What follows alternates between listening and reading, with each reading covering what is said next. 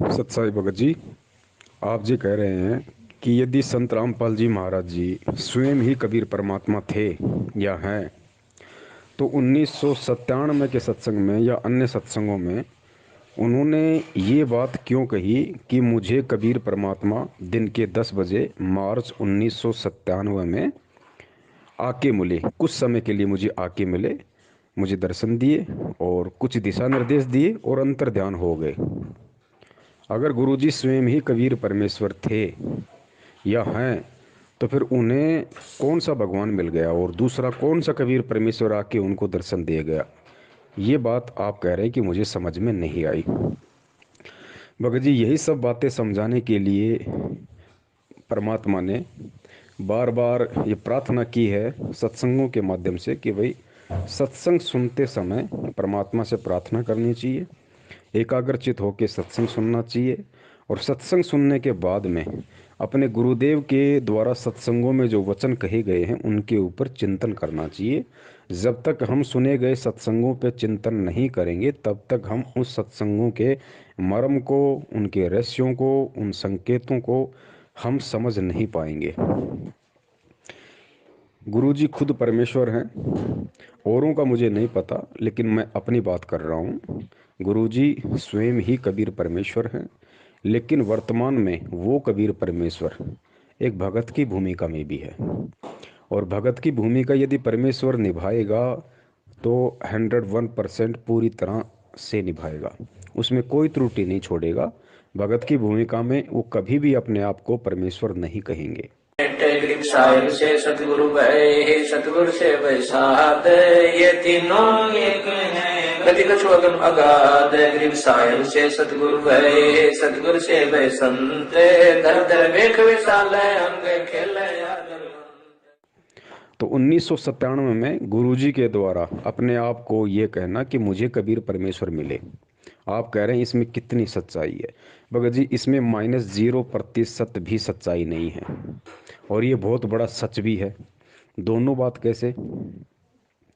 भगत की भूमिका में तो परमेश्वर ने अपने आप को अलग रखते हुए कह दिया कि 1997 में मुझे कबीर परमात्मा मिले। भगत जी, अगर वो परमात्मा अंतर्यामी मालिक अगर ये बात ना कहे कि 1997 में मुझे कबीर परमात्मा आके मिले, दर्शन दिए, दिशा निर्देश दिए और अंतर ध्यान हो गए, तो आप खुद विचार कीजिए भगत जी। सत्सेवकों को छोड़कर, और सत्सेवकों में भी कुछ ही सत्सेवक हैं जो अपनी अंतरात्मा से, अपने हृदय से गुरु जी को कबीर परमात्मा मानते हैं। बाकी ठीक है, साध संगति शुरू हुई है, धीरे धीरे उसका रंग चढ़ेगा। आज अगर धीरे धीरे मानने लगे हैं तो कल को हृदय से स्वीकार भी करेंगे। अगर गुरुजी ये बात 1997 में अपने आप को छुपाते हुए ना कहते कि मुझे कबीर परमात्मा आके मिले, तो भगत जी विचार करो, मैनेजमेंट के पीछे लगी हुई 70% संगत जो आज भी उनका जन्मदिन मना रही है, आप ये तो मानते हो ना कि 1997 में तो भाई कबीर परमात्मा मिले और 1997 में गुरुजी की आत्मा को सतलोक भेज दिया और संत रामपाल जी के शरीर में या उनके शरीर का उपयोग वो कबीर परमेश्वर स्वयं कर रहा है। यानी कहने का मतलब ये कि 1997 से धरती पे कबीर परमात्मा है संत रामपाल जी के रूप में, और संत रामपाल जी की आत्मा 1997 में सतलोक चली गई। ये बात आपके अच्छे से समझ में आ रही है, लेकिन ये बात भगत जी मैनेजमेंट के समझ में क्यों नहीं आ रही? ये बात मैनेजमेंट के पीछे हुए लोगों के समझ में नहीं आ रही।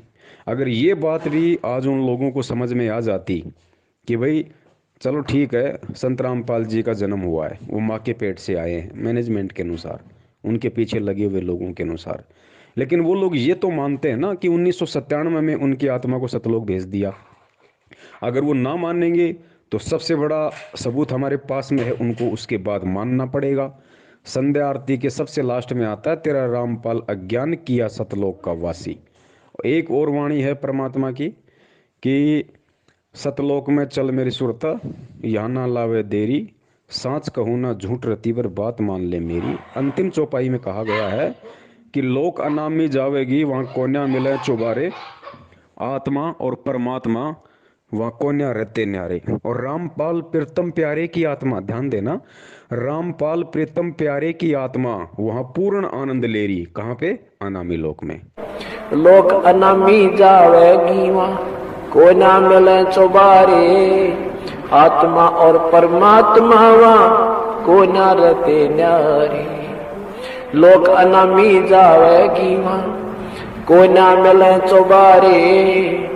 आत्मा और परमात्मा वहाँ, नहीं रहते न्यारे। रामपाल प्रीतम प्यारे की आत्मा वहाँ पूर्ण आनंद ले री। सच कहूँ ना झूठ रती भर, बात मान ले मेरी। तो मानना पड़ेगा इस वाणी के अनुसार, गुरु जी ने अपने मुख कमल से कही है, इस वाणी के अनुसार 100% उस व्यक्ति को मानना पड़ेगा जो संत रामपाल जी का भगत है, कि वास्तव में संत रामपाल जी महाराज जी 1997 में सतलोक गमन कर चुके हैं। फाइनल कि धरती पे संत रामपाल जी नहीं है, संत रामपाल जी के शरीर का उपयोग कबीर परमात्मा कर रहा है, जो अविनाशी है, अजन्मा है, स्वयंभू है, सतगुरु है, सारी सृष्टि का रचनहार है। तो 1997 में से यदि खुद वो कबीर परमात्मा जो माँ के गर्भ से जन्म नहीं लेता, यदि वो धरती पे प्रकट है, तो भाई 8 सितंबर 2019 को फिर किसका जन्मदिन मनाया गया? इस बात का जवाब भगत जी किसी के पास नहीं है, और ये इतिहास बन चुका है।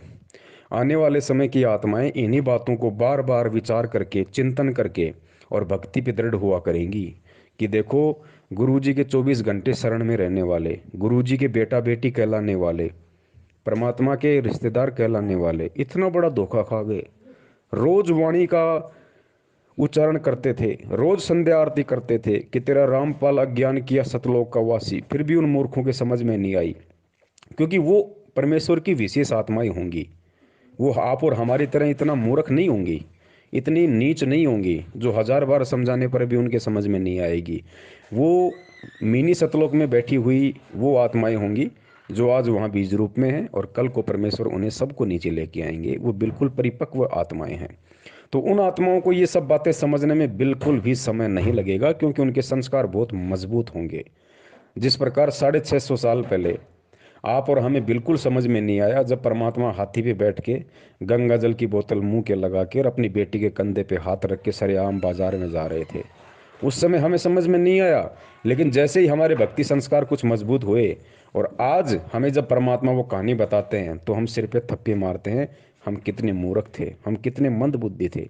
हमने इतना भी विचार नहीं किया कि वो परमात्मा, वो कबीर परमेश्वर जो इतना अच्छा ज्ञान देगा, लोगों की बुराइयां छुड़वाएगा, हैं, मुख से बेटी बेटी कहेगा, और उसी बेटी को फिर आप मतलब बुरी नज़र से देखेगा। जो दूसरों की शराब छुड़वा रहा है, क्या वही परमात्मा खुद शराब पिएगा? भगत जी हमें उस समय समझ में नहीं आ रही थी, लेकिन आज समझ में आ रही है। क्यों? क्योंकि आज हमारे भक्ति संस्कार मजबूत हो चुके हैं। बीच में भी हो सकता है हमें परमात्मा ने अपनी शरण में लिया हो, ज्ञान दिया हो, भक्ति करवाई हो बीच बीच में, तो वो संस्कार हमारे बने, और संस्कार बने तो आज हम 650 साल से ज़्यादा इस भगवान और भक्ति को समझने के लायक हुए। ठीक इसी प्रकार जो गलतियां वर्तमान में मैनेजमेंट कर रहा है, उसके पीछे लगी संगत कर रही है। इन गलतियों का जिक्र आने वाले समय की आत्माएं किया करेंगी, जिस समय आप और हम शायद नहीं होंगे। अगर परमेश्वर ने दया करी, मर्यादा में रहे, तो हम सतलोक में होंगे। तो 1997 में खुद यदि वो कबीर परमात्मा धरती पे है, तो फिर आज मैनेजमेंट ने किसका जन्मदिन मना दिया? क्या उन्होंने परमात्मा को मानुष साबित नहीं कर दिया? क्या उन्होंने ये साबित नहीं कर दिया कि हमें 2 कौड़ी का भी ज्ञान नहीं हुआ? क्या उन्होंने ये साबित नहीं कर दिया कि परमात्मा के परिवार में जन्म लेने से, या परमात्मा के रिश्तेदार बन जाने से, या 24 घंटे परमात्मा के चरणों में रह के बड़े बड़े सेवादार कहलाने से ये ज्ञान समझ में नहीं आता? ये ज्ञान समझ में आता है अपने मजबूत भक्ति संस्कारों से। और यदि मजबूत भक्ति संस्कार ना हो, और यदि साध संगति सच्ची मिल जाए, साध संगति यदि पक्की मिल जाए, तो ये संस्कार मजबूत हो जाते हैं। तो भगत जी, गुरु जी जो अपने लिए कह रहे हैं कि मुझे 1997 में परमात्मा मिले, तो वो झूठ नहीं बोल रहे भगत जी, लेकिन उस बात में सच्चाई भी नहीं है। क्यों नहीं है? क्योंकि वो सोच छल छिद्र की श्रेणी में आता है। वो सोच छल छिद्र की श्रेणी में आता है, झूठ नहीं है। जिस प्रकार धर्मदास जी को परमात्मा 650 साल पहले बार बार कहा करते थे कि धर्मदास मैं तो उस परमात्मा का भेजा हुआ संत हूँ भाई, मैं तो उसका संदेश वाहक हूँ। परमात्मा तो सत्य पुरुष है जो सतलोक में रहता है। कबीर नाम भी नहीं बताया धर्मदास को कि परमात्मा का नाम कबीर है। परमात्मा तो सत्य पुरुष है जो सतलोक में रहता है।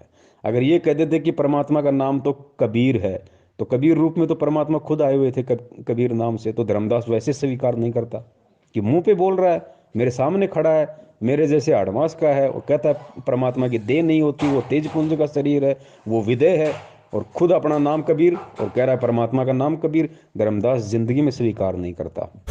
विधेय इसलिए कहा इसको कि जैसे परमात्मा का भी शरीर था और धर्मदास का भी शरीर था, लेकिन परमात्मा विधेयी कहा करते, विलक्षण देही थी उनकी, साकार हैं, थे भी हैं भी, उस समय प्रकट थे, अब भी है।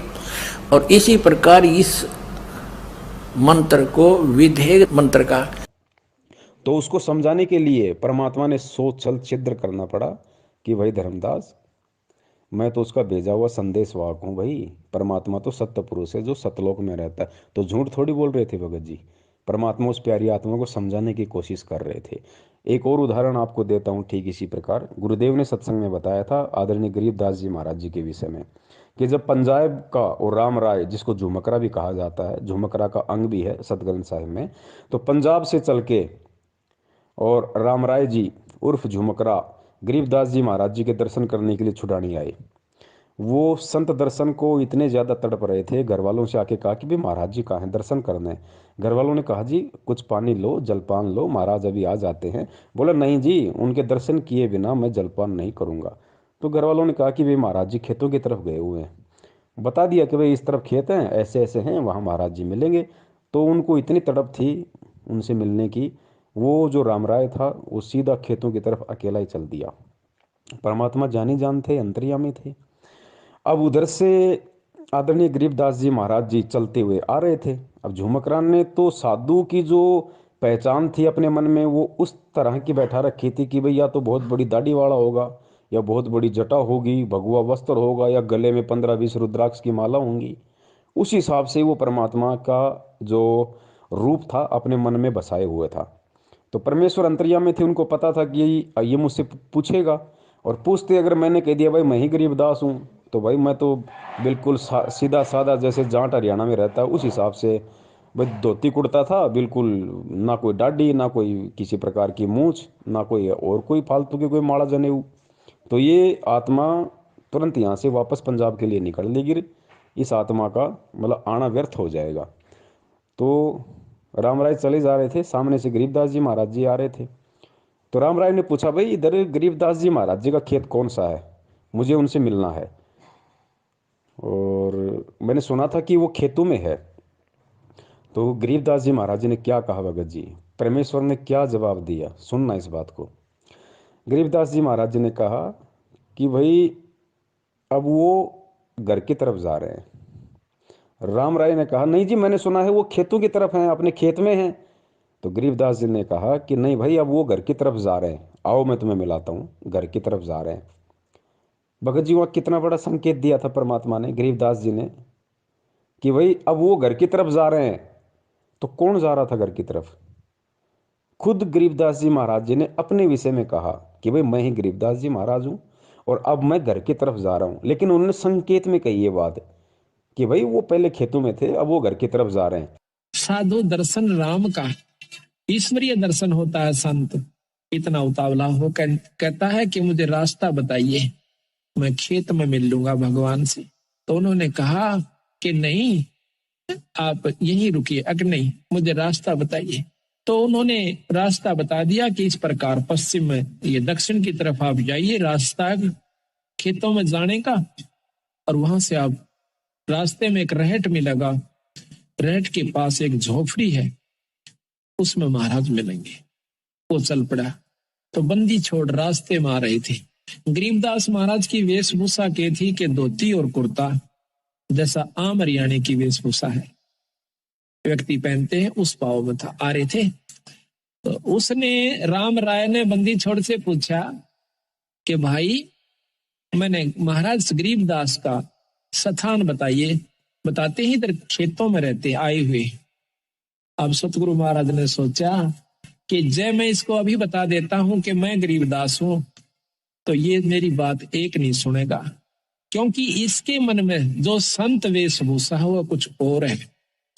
वो क्या सोच का आया था कि बहुत बड़े संत होंगे, सिर पर दाढ़ी बड़ी हुई होगी, लंबी जटा होगी, हाथ में कोई त्रिशूल होगा, कोई कपड़े होंगे तो गेरुआ होंगे, और नहीं होंगे तो तन पे एक लंगोटी होगी, एक कपड़ा छोटा सा होगा, और शरीर पर राख मसड़ रखी होगी। तो सतगुरु ने सोचा कि कहीं इस बेचारे का आना असफल ना हो जाए। बंदी छोड़ कहने लगे कि महाराज तो भाई आ जाओ, मैं मिलाऊंगा आपको। वो कहता मैंने सुना है खेतों में गए, कोई नहीं अब घर को जा रहे हैं। अब वो वापिस आ जाता है। आ जाओ मैं मिलाता हूँ, आ जाओ।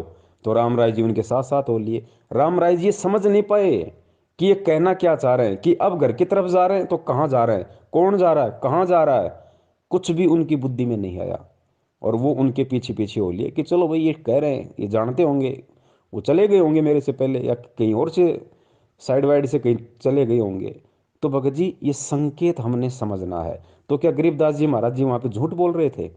उन्होंने झूठ नहीं बोला भगत जी, क्योंकि वो स्वयं परमात्मा थे। और स्वयं उन्होंने कहा कि अब वो घर की तरफ जा रहे हैं, पहले खेतों में थे अब घर की तरफ जा रहे हैं। अब राम राय नहीं समझ पाया इस बात को, तो भगत जी उसमें परमात्मा का क्या दोष? और परमात्मा ने झूठ भी नहीं कहा। तो भगत जी इसी प्रकार सन 1997 में परमात्मा ने उन आत्माओं के अंदर भक्ति की एक अलग जगाने के लिए, भगवान पे विश्वास बनाए रखने के लिए, कि मालिक को पता था कि सत्सेवकों को छोड़ के, जो मेरे ज्ञान आधारी बच्चे हैं उनको छोड़ के बाकी जो संगत है वो काल प्रेरित होगी और मैनेजमेंट खुद उनका संचालन करेगा। अगर ये 1997 वाली बात यदि आज मैंने सन 2005 में गहरी नज़र गीता में पेज नंबर 538 पे शायद अगर मैंने नहीं लिखी, तो जो मैनेजमेंट के पीछे लोग लगे होंगे उस समय, वो भी मुझे बिल्कुल परमात्मा नहीं मानेंगे, वो कभी मुझे परमात्मा के रूप में स्वीकार नहीं करेंगे। कम से कम वो 1997 वाली उस घटना को पढ़ के थोड़ा बहुत तो यकीन कर लेंगे कि भाई हाँ, संत रामपाल जी तो भगवान नहीं थे, वो तो 1997 में सतलोक चले गए, 1997 के बाद उनके रूप में कबीर परमात्मा है। तो गुरुजी ने सोचा चलो किसी ने किसी बात को आधार बना के तो ये कम से कम मुझे परमात्मा माने, मुझे परमात्मा के रूप में स्वीकार करें, ताकि मैं इन पे दया दृष्टि रखूं, ये भक्ति से जुड़े रहें और जुड़े रहेंगे। इतना मान के भी कि 1997 में संत रामपाल जी चले गए और आज उनके रूप में कबीर भगवान धरती पे है, अगर इतना भी मान लेंगे ये, तो फिर भी और मेरे पीछे लगे रहेंगे, तो धीरे धीरे धीरे धीरे इनके संस्कारों को मजबूत करूंगा। तरीका कोई भी अपनाऊंगा, स्वयं प्रेरणा करूंगा या सत्सेवकों के माध्यम से, साध संगति के माध्यम से संदेशा पहुंचाऊंगा, कुछ भी करूंगा। ये परमेश्वर की भगत जी सोच छल छिद्र होते हैं। और दास ने पहले ही बताया था, अगर 1951 में यदि संत रामपाल जी महाराज जी परमात्मा नहीं होते, पहली बात तो ये कि परमात्मा कोई आगे जाके परमात्मा नहीं बनता भगत जी। परमात्मा अजन्मा होता है, परमात्मा आदि अंत एक समान होता है। अगर किसी को लगता है कि 1997 में ही संत रामपाल जी के रूप में धरती पे कबीर परमात्मा प्रकट है, तो ये उनकी बहुत बड़ी गलतफहमी है, क्योंकि परमात्मा परमात्मा होता है और वो परमेश्वर 8 सितंबर 1951 से ही कबीर परमात्मा है।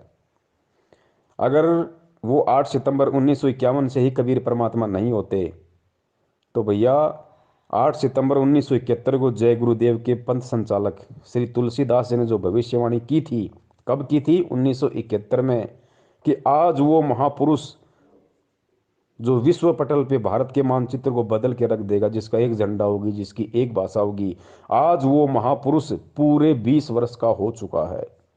तो भाई यदि संत रामपाल जी महाराज जी का 1951 में जन्म हुआ था, माँ के पेट से आए थे, आप और हमारे जैसे सामान्य व्यक्ति थे, भगत थे, तो जय गुरुदेव ने किसको महापुरुष कहा? 1971 में ही जय गुरुदेव ने किसको महापुरुष कह दिया कि वो महापुरुष आज पूरे 20 वर्ष का हो चुका है? भगत जी इस बात पे विचार करो। और अगर गुरुजी वो महापुरुष ना होते, तो जय गुरुदेव की भविष्यवाणी का गुरुजी कभी भी समर्थन नहीं करते। गुरुजी केवल सत्य का समर्थन करते हैं, चाहे किसी की भविष्यवाणी क्यों ना हो। दूसरा पॉइंट, गुरुदेव ने कहा कि एक समय में पृथ्वी पे केवल एक ही संत होता है। इसलिए हमने उन नकली सतगुरुओं से बात नहीं बनेगी, एक समय में एक ही सतगुरु होता है। जैसे परमात्मा जब आए थे उन्होंने किसी को भी नाम देने का आदेश नहीं दिया था और स्वयं ही उपदेश दिया करते थे। 64 लाख शिष्य उनके हो गए थे, उन सब के स्वयं ही गुरु थे, स्वयं ही सतगुरु थे।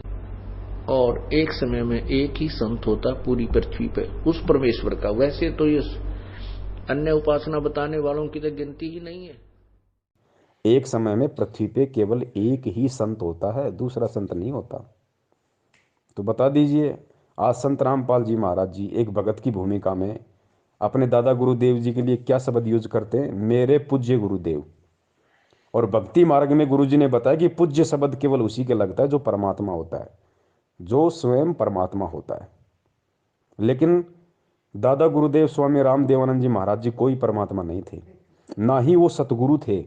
वो सतगुरु भी नहीं थे भगत जी, और ना ही वो परमात्मा थे। वो केवल एक भगत थे, इससे ज़्यादा कुछ नहीं थे। अगर वो सतगुरु थे, या फिर जैसे गुरुजी ने भगत की भूमिका में उनके नाम से पहले लगाया मेरे परम पूज्य गुरुदेव, मेरे पूज्य गुरुदेव, मेरे सतगुरुदेव, तो ये जो सतगुरु शब्द है, ये पूज्य शब्द है, ये केवल परमेश्वर के लिए, बंदी छोड़ के लिए, परमात्मा के लिए है, ध्यान रखना।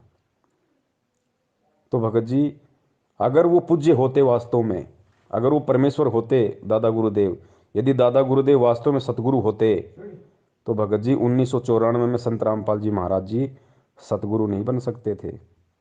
सांसारिक दृष्टि में नाम दान देने के लायक नहीं बन सकते थे, क्योंकि पृथ्वी पे एक समय में दो सतगुरु नहीं हो सकते भाई।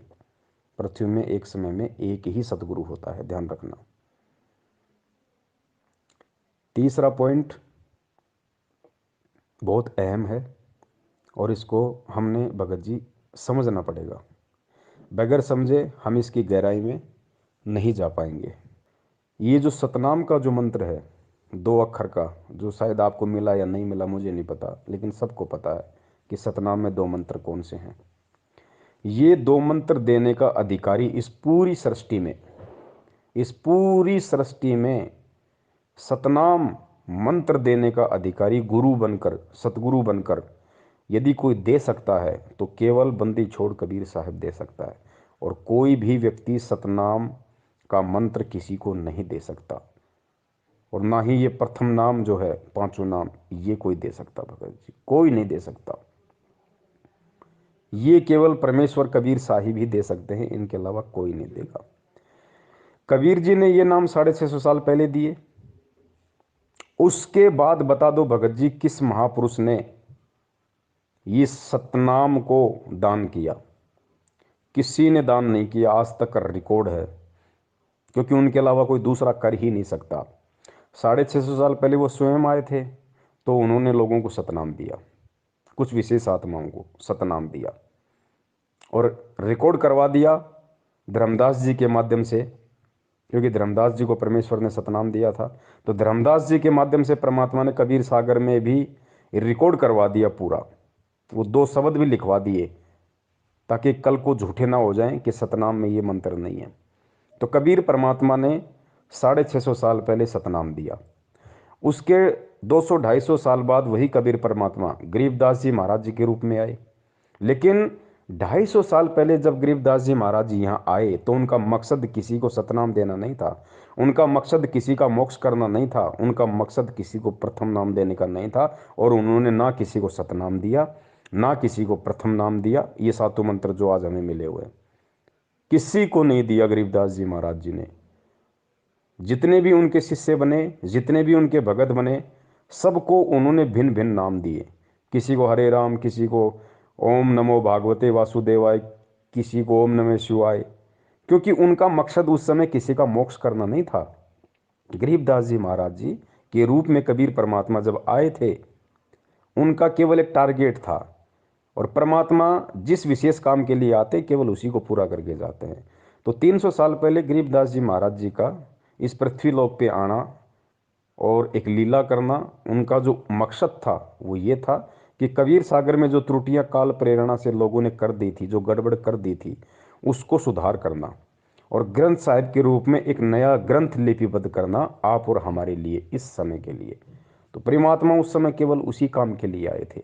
और वो काम उन्होंने पूरा किया और हो गए। लेकिन उन्होंने किसी को सतनाम नहीं दिया।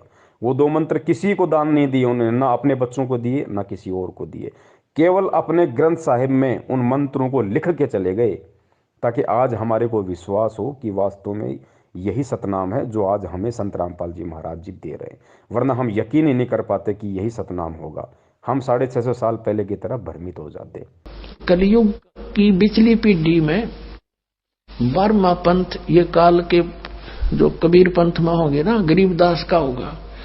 और तब तक मैं जो अब ये वाणी लिखवा रहा हूं ज्ञान, इसमें भी ये अपनी सोच अनुसार परिवर्तन करेंगे, कुछ इसका प्रारूप बिगाड़ेंगे। काल बिगड़वा होगा क्योंकि इसने सूक्ष्म वेद का नाश कर दिया था। और फिर गरीबदास नाम से 12वां पंथा होगा, ये मेरे नाम से। उसमें मेरी महिमा की वाणी को मैं पुनर् यथार्थ रूप में प्रकट करवाऊंगा। और वो वाणी इतनी प्रसिद्ध नहीं होएगी, लोग उसको छेड़छाड़ नहीं करेंगे। और गरीबदास ने आदेश दे दिया था उस लिखने वाले को कि जो मैं बोलूं उतना ही लिखेगा, और इसमें कोई छेड़छाड़ करेगा उसकी दुर्गति हो जाएगी। तो भगत जी गरीबदास जी महाराज जी ने भी किसी को सतनाम नहीं दिया, वो 2 मंत्र नहीं दिए। और आज वर्तमान में संत रामपाल जी महाराज जी और कबीर साहिब जी के बीच में जितने भी महापुरुष हुए हैं जिनका जिक्र गुरु जी करते हैं, चाहे धर्मदास जी हो, चाहे गरीबदास जी हो, चाहे नानक जी हो, मलुकदास जी हो, घीसा दास जी हो, कितने भी महापुरुष हुए हैं भगत जी, उन सबको परमात्मा ने ये सतनाम दिया। लेकिन उनमें से किसी को भी आगे सतनाम को दान करने का आदेश नहीं दिया।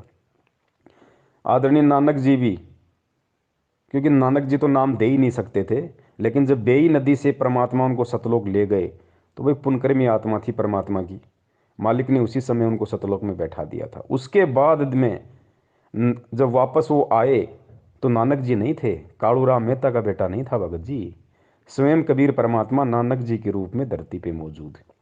और नानक जी कितने वर्ष तक रहे, उतने वर्ष तक परमात्मा ने नानक जी के रूप में लीला की। नानक जी के वो शरीर, वो चोला धारण किया परमात्मा ने, नानक जी वाला, और पूरे समय उन्होंने लीला की। और नानक जी के रूप में भी वो कबीर परमात्मा वाहे गुरु ही नाम देता रहा, लेकिन सतनाम किसी को नहीं दिया। लेकिन आज हमें विश्वास हो कि वास्तव में यही सतनाम है, नानक जी के माध्यम, मतलब नानक जी के रूप में उन्होंने गुरु ग्रंथ साहिब में वो मंत्र लिख दिए, ताकि हमें आज हमें विश्वास हो। अब बहुत सारे भाई कहते हैं भाई ये कैसे हो सकता, नानक जी के रूप में कबीर परमात्मा, ये तो नहीं हो सकता, हमने गुरु जी के मुख से सुना ही नहीं। अरे गुरु जी नहीं बताएंगे भाई, गुरु जी ने जो बताना था वो सब कुछ खोल के बता दिया। अब गुरु जी के सत्संगों का निष्कर्ष आपने निकालना पड़ेगा। गुरु जी ने कई बार आपने सुना होगा कि नानक जी बाला और मर्दाने को श्रीलंका ले गए घुमाने के लिए अपनी सिद्धि शक्ति से। फिर जैसे सिद्धि शक्ति का जिक्र आया तो गुरु जी ने क्या कहा कि भाई देखो, जो सतलोक में जाता है ना, जिसको परमात्मा सतलोक में लेके जाते हैं जिस आत्मा को, और सतलोक तो सिद्धियों का भंडार है, और जब वो आत्मा यहाँ आती है तो कुछ सिद्धियाँ ऑटोमेटिक उस आत्मा से चिपक जाती हैं। तो उन्हीं सिद्धियों के कारण नानक जी ने उनको अंतर ध्यान किया, इतनी लीलाएं की अपने सारे जीवन में, क्योंकि वो सिद्धियाँ उनके चिपक के आ गई थी। ठीक है, ये हमें गुरुजी बताते हैं, आपको भी अच्छे से पता है। और उन्हीं सिद्धियों के बलबूते पे उन्होंने अपनी सारी लीलाएं किए, चमत्कार किए। तो भगत जी यहाँ पे हमने निष्कर्ष निकालना पड़ेगा गुरुजी के सत्संग का, समझना पड़ेगा परमात्मा के उस संकेत को। नानक जी को परमात्मा सशरीर तो लेके नहीं गए थे सतलोक में, लेके तो उनकी आत्मा को गए थे। शरीर तो बेई नदी में ही परमात्मा ने कहीं छुपा रखा था, उधर जंगल वंगल में।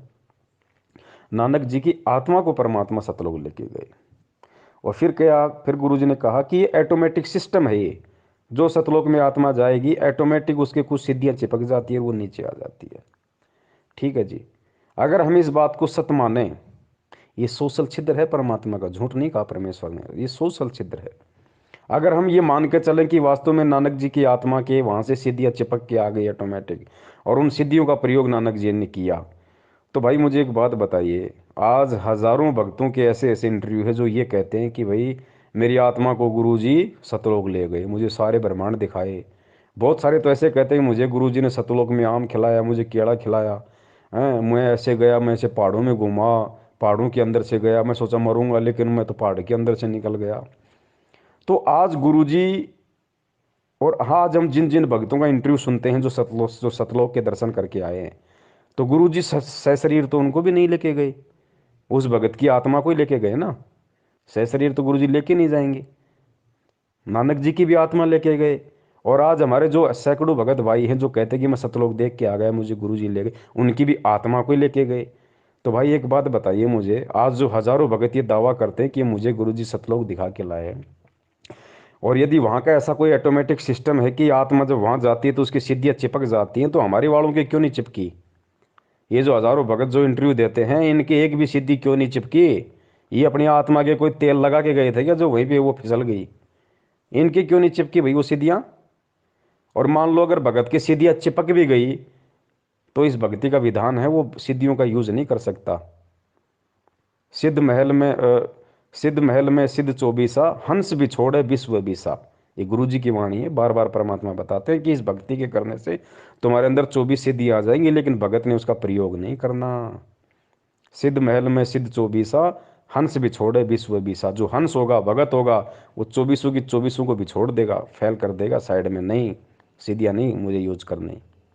तो भगत जी हमने यहाँ समझना पड़ेगा, अगर नानक जी की आत्मा की सिद्धि चिपक के आ गई थी, तो आज हमारे वालों के चिपक के क्यों नहीं आ रही? तो इससे जाहिर है कि कबीर परमात्मा स्वयं नानक जी के रूप में थे। और आत्मा अगर इतने चमत्कार करेगी, तो परमात्मा आज हमारे को ये नियम नहीं बता सकते कि बच्चों तुमने सिद्धि का प्रयोग नहीं करना, वरना उंगली उठ जाएगी भक्ति में कि फिर नानक जी ने क्यों किए। नानक जी भी तो भगत थे, कोई भगवान थोड़ी थे। फिर नानक जी भी तो यही भक्ति कर रहे थे, यही मंत्र जाप कर रहे थे, यही भगवान मिला था, फिर नानक जी ने सिद्धियों का प्रयोग क्यों किया?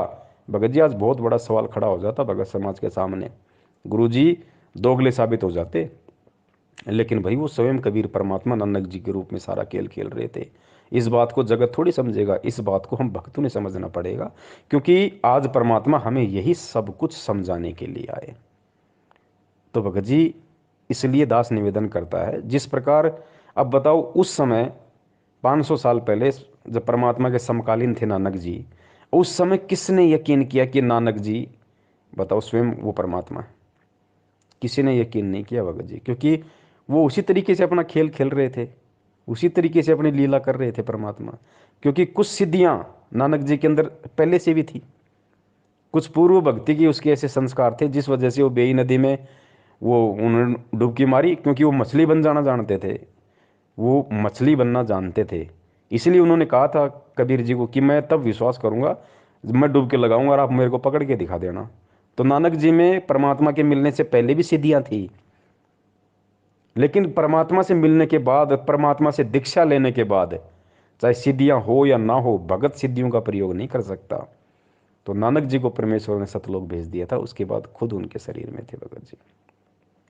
अब ये समय भगत जी, अब आप सोचिए बड़े भाई, जब स्वयं कबीर परमात्मा ने 650 साल पहले मंत्र दिए, और आज खुद वो परमात्मा मंत्र दे रहा है सतनाम का, तो भगत जी परमात्मा ने जब आज से पहले, और ये चारों युगों का इतिहास उठा के देख लो भगत जी, परमात्मा ने स्वयं ही, चाहे वो किसी संत के रूप में आए हो या चाहे स्वयं आए हो भगत जी, परमात्मा ने स्वयं ही ये मंत्र लोगों को दान किए हैं। दूसरा कोई मंत्र दान नहीं कर सकता, कोई नहीं कर सकता।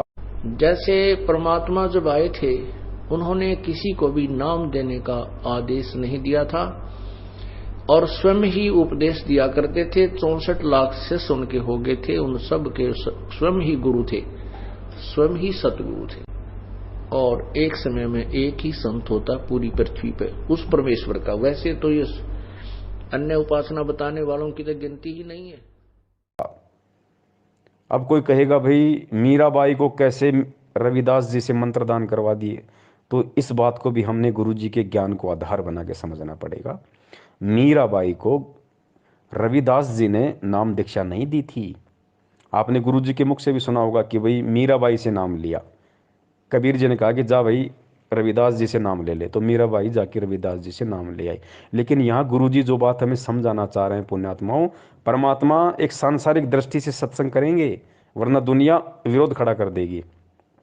क्योंकि रविदास जी की हिस्ट्री में लिख दिया गया कि मीरा को नाम रविदास जी ने दिया, और हकीकत भी है।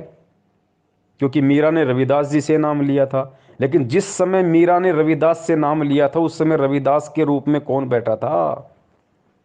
वो कबीर परमात्मा बैठा था, क्योंकि मीरा को सतनाम मिला था भाई। मीरा को प्रथम नाम ओरिजिनल मिला था जो आप और हमारे को मिला है। भले ही आगे पीछे के 2 मंत्र ना मिले हों प्रथम नाम के, लेकिन बीच के 5 नाम और सतनाम मीरा को मिले थे। तो ये कौन दे सकता है ये नाम? ये रविदास नहीं दे सकता था, वो भगत था। कबीर परमात्मा ने वो नाम दिए भाई, कबीर परमात्मा ने। रविदास जी को तो मालूम भी नहीं मैंने कब मीरा को नाम दे दिया, कब क्या लीला हो गई। ठीक इसी प्रकार जिस प्रकार पांडवों का यज्ञ सफल करने के लिए परमात्मा ने अपने भगत सुपथ सुदर्शन में प्रेरणा करके और 15 दिन के टूर पे भेज दिया, और स्वयं झोपड़ी में सुपथ सुदर्शन जी का रूप बना के परमात्मा बैठ गया और जाके पांडवों की यज्ञ सफल कर दी। और सुपथ सुदर्शन को आजीवन नहीं पता चला कि मेरे रूप में परमात्मा पांडवों का यज्ञ सफल करके आ गए। अब दुनिया क्या समझ रही है कि सुपथ सुदर्शन ने, उस वाल्मीकि ने, उस भगत ने पांडवों का यज्ञ सफल किया, पांडवों का यज्ञ बजाया। लेकिन सत्संग क्या कह रहे हैं, तत्व ज्ञान क्या कह रहा है, ज्ञान आधार क्या कह रहा है कि सुपथ सुदर्शन नाम के उस भगत ने नहीं, उसके रूप में स्वयं कबीर परमात्मा ने पांडवों का यज्ञ बचाया। तो ठीक इसी प्रकार मीरा को नाम दीक्षा स्वयं कबीर परमात्मा ने रविदास जी का रूप बना के दी थी। वो जो जितनी भी लीलाएं की परमेश्वर ने, घटोती में गंगा भी जो निकली थी कि ये ले जा भाई, ये गंगा माई में डाल देना मेरे नाम का, वो भी उस समय कबीर परमात्मा ही ने ही रविदास जी का रूप बना के उस पंडित को दिया था। वो 700 ब्राह्मणों का जो जनेऊ परमात्मा ने रविदास जी के रूप में तोड़ा, वो रविदास ने नहीं तोड़ा, स्वयं कबीर परमेश्वर ने। उनको तो पता भी नहीं परमात्मा कब क्या खेल खेल रहा है, वो तो अपना नॉर्मल सा जीवन जी रहा था। तो भगत जी हमने इन बातों को समझना पड़ेगा। जब उन रूपों में भी कबीर परमात्मा ने ही नाम दिया, तो भगत जी सन 1994 से ये सतनाम और प्रथम नाम का दान इस धरती पे कौन कर रहा है? 1994 से कौन कर रहा है? अगर आपको लगता है कि 1997 में संत रामपाल जी सतलोक चले गए और 1997 से कबीर परमात्मा धरती पे है, तो फिर 1994 में भगत जी सतनाम किसने दिया लोगों को? प्रथम नाम किसने दिया लोगों को, जो नाम कबीर जी के अलावा कोई दे ही नहीं सकता? जैसे परमात्मा जब आए थे उन्होंने किसी को भी नाम देने का आदेश नहीं दिया था और स्वयं ही उपदेश दिया करते थे। 64 लाख शिष्य उनके हो गए थे, उन सब के स्वयं ही गुरु थे, स्वयं ही सतगुरु थे। भगत जी इन सब बातें ये सांकेतिक हैं। भगत जी अगर सभी व्यक्ति, सभी आत्माएं, गुरु से नाम लेके सभी भगत अगर इस गहरे संकेत को यदि समझ जाएं, यही तत्व ज्ञान है। गुरु जी ने क्या बताया बच्चों? तत्व ज्ञान क्या होता है? जिसका कोई निष्कर्ष निकले। जैसे दूध होता है, दूध को लाए, उसको गर्म किया, उसको जिमाया जामन डाल के, उसका दही बना, फिर उसको मथा, फिर उसमें छाछ अलग निकलेगी, फिर उसके अंदर घी निकलेगा, फिर उस घी को गर्म किया जाता है, फिर उसका मैल निकाला जाता है, और फिर उस घी को किसी बोतल में बंद किया जाता है, और फिर वो रत्न बराबर हो जाता है, वो 50 साल खराब नहीं होता। तो ऐसे भगत जी ये तत्व ज्ञान का निष्कर्ष आज गुरु जी के सत्संगों को आधार बना के, उनके ज्ञान को आधार बना के आज भगत जी हम भक्तों ने स्वयं करना पड़ेगा। आज परमात्मा जबरदस्ती नहीं करेगा भगत जी, परमात्मा जबरदस्ती नहीं समझाएगा। अब ये सार भगत जी हम भक्तों ने निकालना पड़ेगा। यही तत्व ज्ञान है, इसीलिए परमात्मा ने बिजली पीढ़ी का समय चुना और इसीलिए परमात्मा ने आज हमारे को अक्षर ज्ञान करवाया, ये शिक्षा दी, इसीलिए दिए भगत जी। आज भी परमात्मा चोटी पकड़ के खाना नहीं खिलाएगा, मालिक ने खाना सामने रख दिया, खाना हमने पड़ेगा कि क्या हमारे लिए उचित है, क्या हमारे लिए अनुचित है। अपने आत्माओं, दास का उद्देश्य ये केवल राम कथा सुनाना नहीं है, आपको विद्वान बनाना है ताकि आप मार ना खा जाओ, भविष्य में फिर काम ना बिगड़ जाए। और बहुत आसान तरीके से आपको समझाया जा सकता है। 1 बार 2 बार 100 बार बताऊंगा, अपने आप हृदय समा जाएगी आपके। इस झूठ को हमने लाखों बार सुन लिया तो सच्ची होगी, सत्य को भी सैकड़ों बार सुनोगे अपने आप। सत्य तो है ही सत्य, या तो ऐसा जगह बना देगी फिर कोई टच से मस नहीं कर सकता।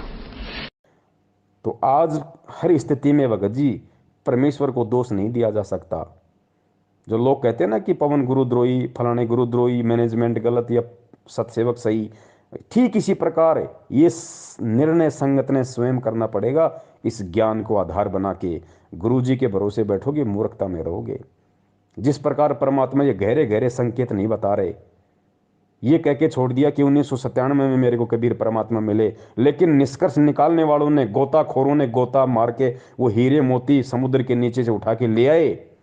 उन लोगों ने ज्ञान आधार से और निष्कर्ष निकाल लिया कि 1997 में परमात्मा धरती पे आया, या 8 सितंबर 1951 को ही परमात्मा धरती पे आ गया था।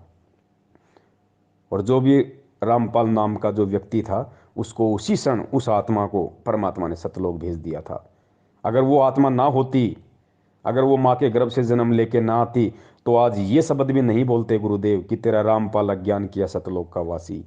वो विशेष आत्मा जो भी थी परमात्मा की, उसी क्षण इंद्रोमाई के गर्भ से जन्म लेते ही परमेश्वर ने उसको सतलोक भेज दिया। मालिक का तो सेकंडों का काम है, चुटकियों का काम है परमेश्वर का। तो अब बहुत सारे लोग कहेंगे भैया अगर वो आत्मा उसी समय सतलोक चली गई थी, तो फिर इंद्रोमाई ने फिर संत रामपाल जी का विवाह किया अनारो माई के साथ, और आत्मा तो उसी समय सतलोक चली गई। उसके बाद से उस शरीर में स्वयं कबीर परमात्मा, तो फिर अनारो माई को बच्चे पैदा किसने किए? अनारो माई को बच्चे कैसे हुए? कबीर परमात्मा तो संभोग करते ही नहीं। भगत जी यही भी हमने तत्व ज्ञान से ही हमने इसका निष्कर्ष निकालना पड़ेगा। भगत जी परमात्मा को हमने पहचानना पड़ेगा, परमात्मा की लीलाओं से आज हमने परिचित होना पड़ेगा। परमात्मा क्या नहीं कर सकता। परमात्मा भगत जी बिना आत्मा के शरीर को ऐसे चला दे जैसे आप और हम चल रहे हैं, बिना आत्मा के शरीर को। अरे जब सिद्धि शक्ति से बिना इंजन के लोगों ने पुष्पक विमान बना लिए थे, जिसमें ना डीजल डलता था, ना जिसमें ईंधन प्रयोग होता था, ना जिसके अंदर कोई पेट्रोल डलता था, वो पुष्पक विमान सिद्धि शक्ति से क्या नहीं हो सकते थे? बिना माता पिता के सहयोग से जब सीता के लिए वाल्मीकि जी ने और एक घास के तिनके से कुश बना दिया, जो रामचंद्र जी का दूसरा बेटा कहलाया था कुश, बताओ उसको वहाँ पे कौन सा संभोग क्रिया की गई थी? सीता जी के साथ में किसने संभोग क्रिया की थी भैया? किसने शारीरिक संबंध बनाए थे? कौन से माता पिता के रज और बीरज से वहाँ पे वाल्मीकि जी ने कुश को बनाया था? अरे गोरखनाथ जी का जन्म गोबर में हुआ, कौन से माता पिता के सहयोग से हुआ भैया? भगत जी परमात्मा कुछ भी कर सकता है, लोगों को कुछ नहीं लगेगा, दिखाई नहीं देगा क्या हो गया क्या नहीं हो गया। उनको तो ऐसा लगेगा जैसे बस आपस में सब कुछ चल रहा है नॉर्मली। परमात्मा क्या नहीं कर सकता। अरे आटा पीसने की चक्की है, सबको पता है, या तो हाथ से चलाओगे तब चलेगी, या जैसे वो पवन चक्की आती है भाई, वो बड़े बड़े पंख होते हैं, फिर हवा का वेग होता है, वो घूमता है, फिर नीचे उसके कोई सिस्टम लगता है, तब वो चक्की पीसेगी, तब या तो उससे लाइट बनेगी या उससे आटा पीसेगा। या आजकल जैसे मोटर आ गई, आप जब तक मोटर नहीं लगाओगे, लाइट नहीं लगाओगे, तब तक वो चक्की नहीं चलेगी, आटा नहीं पीसेगा। ये बिल्कुल सर्वदा सत्य है। लेकिन इब्राहिम सुल्तान ने जब 300 साधुओं को जेल में डाल दिया, और उस समय परमात्मा भी जेल में चले गए, और परमात्मा ने अपनी शक्ति से बस छड़ी को यूँ घुमाया था, बस दूर खड़ा होके 300 चक्कियाँ अपने आप चलने लग गई, और वो सैनिक उसके अंदर गेहूँ डाल रहे हैं, कणक डाल रहे हैं, आटा पिस रहा है। बताइए भाई साहब, कौन सी मोटर लग गई थी? कौन अपने हाथ से चक्की घुमा रहा था? कौन सा वहाँ पे टरबाइन लगा हुआ था जो पवन चक्कियाँ चल रही थी? उधर से परमात्मा वहां पहुंच गए जेल में, जहां उसके बच्चे 360 चक्की पीस रहे थे। अब वहां जाकर के उन पहरेदारों से कहा, पुलिस वालों से, कि भाई मेरी भी सजा कर दी तुम्हारे राजा ने। वो बोले तू अच्छा भला आदमी, आप पे आ गया? कहाँ पे आ गया? मैं तो भाई राजा तो डर लग गया। बोला ठीक है बैठ अंदर। वो बैठा दिया और कहा ये चक्की पकड़। तो परमात्मा खड़े हो गए, कहने लगे भाई देखो एक काम करेंगे हम, चाहे तो चक्की चलवा लो और चाहे इसमें तुम कणक डालो, एक काम तुम करोगे काम करेंगे। और सबको कह दिया बंद कर दो भाई। अब सैनिकों ने सोची अच्छा क्रांतिकारी है, इसने सट्राई करवा दी। कहने लगे बात उन्हें सोची, पुलिस वाला ने सोची कि लाइन नसीब दे कराएंगे आज, पहले 2 घंटे 4 घंटे चक्की चलवाते थे, सारा दिन चलवाएंगे। कहा कि हम कनक डालेंगे और तुम चक्की चलाओ। परमात्मा बोले ठीक है, पोजीशन पकड़ो, आप आओ सारे, तैयार हो जाओ, कणक ले गए। अच्छा हो गए तैयार। परमात्मा एक सोटी ले रहे थे, डंडी सी, अपनी चाकी के उस डंडे का लगा दी, चल बच्चा पीस देन काटा। तो वो सारी चक्की 360 की 360 कखा उठा दिया, जैसे बिजली वाली चल रहे हैं। अब उन सभी से कहा कि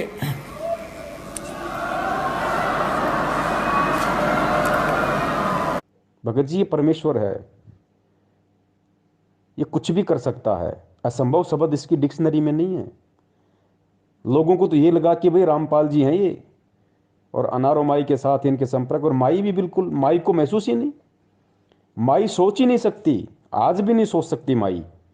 और बिल्कुल माई ने जो महसूस किया होगा कि हाँ मेरे पति ने मेरे साथ ऐसे ऐसे शारीरिक संबंध बनाए, बिल्कुल जैसे आप और हम बनाते आए, ऐसा ही हुआ माई के साथ। लेकिन वो कबीर परमात्मा थोड़ी थे भाई। कबीर परमात्मा तो ऐसे ऐसे हजार रामपाल रूप बना दे, लाखों रामपाल जी के रूप बना दे, ऐसे ऐसे माई को पता नहीं चले। एक माई के साथ है सदा से, एक अपना सारा खेल खेल रहा है, लोगों को केवल एक ही दिखाई देता है। जिस प्रकार सिकंदर लोदी के दरबार में जब परमात्मा को खूनी हाथी के सामने डाला गया तो परमात्मा ने सिंह रूप धारण कर लिया, तो पुण्यात्मा उस समय पूरी दुनिया को तो वो कबीर दिखाई दे रहा है, और सिकंदर लोदी को वो सिंह रूप दिखाई दे रहा है। ओ सॉरी, उसको हाथी को और पीलवान को, हाथी को और पीलवान को तो परमात्मा सिंह रूप में दिखाई दे रहे हैं, शेर रूप में दिखाई दे रहे हैं, और पूरी दुनिया को और सिकंदर लोदी को परमात्मा कौन से रूप में दिखाई दे रहे हैं? कबीर रूप में। तो यही अनारो माई के साथ हुआ। एक रामपाल रूप तो बिल्कुल जैसे अनारो माई के साथ में, तो जरूरी थोड़ी है कि कबीर परमात्मा की कोई आत्मा थी उस शरीर में जो अनारो माई के साथ में रहे। पुण्यात्माओं, इन चीज़ों को हमने समझना पड़ेगा। परमात्मा एक ही समय में लाखों लीलाएं कर सकता है, लाखों खेल खेल सकता है परमात्मा। परमात्मा एक ही समय में आपके बाप की भूमिका भी कर देगा, आपकी बहन की भूमिका भी कर देगा, आपके बेटे की भूमिका भी कर देगा, और स्वयं आपकी भूमिका भी कर देगा। अब बताओ कौन पहचान ले उस परमात्मा को? सिकंदर लोदी को परमात्मा ने विराट रूप दिखाया दिल्ली के दरबार में, ऊपर तक देखा परमात्मा को और छोड़ नहीं, पैरों में गिर गया, गिड़गिड़ाने लगा, और दुनिया को वही 5-6 फुट का वो कबीर दिखाई दे रहा है। तो पुण्यात्माओं, ये कबीर परमेश्वर है धरती पे, और ये भक्ति विश्वास की है। गुरुजी हर चीज़ को खोल के नहीं बताएंगे। अगर आज भी हर चीज़ को खोल के बताएंगे तो फिर हमारी बुद्धि कहाँ गई? फिर ये शिक्षा देने का क्या फ़ायदा? ये 650 साल से परमात्मा डंडे मार मार के ज्ञान वाले आज फिर हमें यहाँ क्यों लेके आए? आज भी अगर हम लातों के भूत बनेंगे फिर इस शिक्षा का क्या फ़ायदा? उन युगों युगों के भक्ति संस्कारों का क्या फ़ायदा फिर? तो पुण्यात्माओं, इसीलिए परमात्मा ने सत्सेवकों को निमित्त बना के ये लाइव साध संगति, लाइव संग समाधान का सिस्टम संगत में चलवाया है। और यकीन मानना, इसमें कोई पवन दास का श्रेय नहीं है, कोई पवन दास का योगदान नहीं है, पवन दास का -0% भी इसमें कोई रोल नहीं है। सिर्फ दास एक लाउड स्पीकर है, सारी प्रेरणा उस परमात्मा की है टोटली। वो क्या बुलवाएंगे क्या नहीं बुलवाएंगे, मैं क्या सोच के बैठता हूँ कि आज मैं क्या बोलूँगा, लेकिन मैं भूल जाता हूँ कि मैंने क्या कुछ सोचा भी था क्या, और परमात्मा क्या से क्या मैटर शुरू करवा देते हैं। लाइव संग का समाधान फेसबुक पे 5-5 घंटे, 4-4 घंटे। और पुण्यात्माओं, ये सतगुरु की शब्द शक्ति है। जो 4 घंटे आप लोग लगातार देख रहे हो और आपको लगता है कि 4 घंटे हो गए, हमें तो मालूम ही नहीं पड़ा, दास को भी नहीं लगता भाई 4 घंटे कैसे निकल गए। और 4 घंटे पुण्यात्माओं, आप गुरु जी के सत्संग सुन के देख लो, खुद उस कबीर परमात्मा के गुरु जी के मुख कमल से 4 घंटे मोबाइल पे आप सत्संग सुनो, आप 1 घंटे में 3 बार तो बाथरूम करने चले जाओगे। और आज उसी कबीर परमात्मा ने अपने बच्चे के शब्द में इतनी शक्ति दे दी कि 4-4 घंटे उसी परमात्मा के ज्ञान को आधार बना के फेसबुक पे लाइव चल रहा है, और कोई बाथरूम करने भी नहीं जाता। तो पुण्यात्माओं, ये क्या है? ये विचार करो, खुद आपकी आंखों के सामने है, और कोई मेरे बाप का ज्ञान नहीं, कोई मेरे दादा का ज्ञान नहीं, कोई किसी दूसरे संत का ज्ञान नहीं, खुद गुरुजी के सत्संग, गुरुजी के सत्संगों को आधार, और 4-4 घंटे हम सभी भाई बहन बैठे रहते हैं, कोई बाथरूम भी नहीं जाता, और ये लगता है कि 4 घंटे हो गए, हमें मालूम ही नहीं पड़ा। तो ये खेल परमात्मा खेलता है समझाने के लिए, क्योंकि हम उस आए हुए परमात्मा को इतना महत्व नहीं दे पाते, लेकिन उसी परमात्मा के द्वारा कही गई बातों को यदि कोई तीसरा व्यक्ति बोल दे तो उस बात को लोग ज़्यादा महत्व दे देते हैं। लेकिन परमात्मा चाहता है कि चाहिए कुछ भी महत्व दें, कुछ भी करें, ये मेरे ज्ञान पे टिके रहें, ये सच्चाई से जुड़े रहें, भगवान और भक्ति पे इनका विश्वास बना रहे पुण्यात्माओं। वरना ऐसी स्थिति में तो कोई भी कब का गुरु बन के बैठ जाता, लेकिन अब ऐसा संभव नहीं है। परमेश्वर ने अपनी आत्माओं के हृदय में तत्व ज्ञान रूपी बीज डाल रखा है। अगर मेरे जैसा कोई दुष्ट, कोई नालायक यदि ऐसी गंदी सोच भी सोच लेगा, उसी क्षण परमात्मा उठा के दूर कर देंगे। और सामने वाले जो बच्चे हैं परमात्मा के, जो संगत है, वो कदापि स्वीकार नहीं करेगी, बिल्कुल कदापि स्वीकार नहीं करेगी। कुछ मूर्ख होते हैं, उनकी कह नहीं सकते, जैसे कोई संजय के पीछे लग गया, कोई अपना और कहीं सेट हो गया। बाकी अब परमात्मा नकली संतों के, पंथों के चिमटे उखड़वाने आए हैं। नया चिमटा नहीं गड़ेगा किसी का, चाहे कोई कितना ही खुश हो ले अपना चिमटा गाड़ के, संजय जैसा या मैनेजमेंट जैसा, चिमटे इनके उखड़ेंगे अब। तो भाई परमेश्वर दया करें, धरती पे मालिक है। 8 सितंबर 1951 से धरती पे प्रकट है, विद्यमान है। खेल परमात्मा कोई भी खेल सकता है भगत जी, कुछ भी खेल खेल सकता है, समर्थ है। देखो कई लोग कहते हैं कि भाई गुरुजी माँ के गर्भ से नहीं आ सकते, गुरुजी जन्म नहीं ले सकते। अरे क्यों नहीं ले सकते भाई पुण्यात्मा, ये भी हमने समझना पड़ेगा। हालांकि आज परमात्मा माँ के गर्भ से जन्म लेके नहीं आया, लेकिन क्या वो आ नहीं सकता? 100 बार आ सकता है। वो समर्थ है, समर्थ उसी को कहते हैं जो क्या नहीं कर दे। लेकिन वो परमात्मा के जो गुण है, उन गुणों में लिखा हुआ कि परमात्मा कभी माँ के गर्भ से जन्म नहीं लेता, तो वो परमात्मा जन्म लेगा नहीं। बाकी कोई ये कहे कि ले नहीं सकता, वो गलत हो जाएगा। परमात्मा तो कुछ भी कर सकता है, लेकिन वो लेगा नहीं। अब आज हमें यकीन क्यों नहीं हो रहा? क्योंकि हमने हर बार यही सुना है कि परमात्मा तो सशरीर आते हैं, परमात्मा तो सशरीर जाते हैं। 650 साल पहले परमात्मा सशरीर आए थे। अरे भाई 650 साल पहले जब सशरीर आए थे, उस समय किसने किसने विश्वास किया था? एक ने भी विश्वास किया हो तो बता दो। रामानंद जी को भी विश्वास नहीं हुआ, जिनको गुरुदेव ने, कबीर परमेश्वर ने अपना मुंह बोला गुरु बना रखा था। अगर उनको ये विश्वास हो जाता कि परमात्मा माँ के गर्भ से नहीं आया और परमात्मा प्रकट हुआ है, पुण्यात्माओं, वो उसी समय पार हो जाता, आज तक धक्के नहीं खाता। लेकिन विश्वास नहीं हुआ, और 64 लाख में उसकी गिनती आती है, फेल हो गया।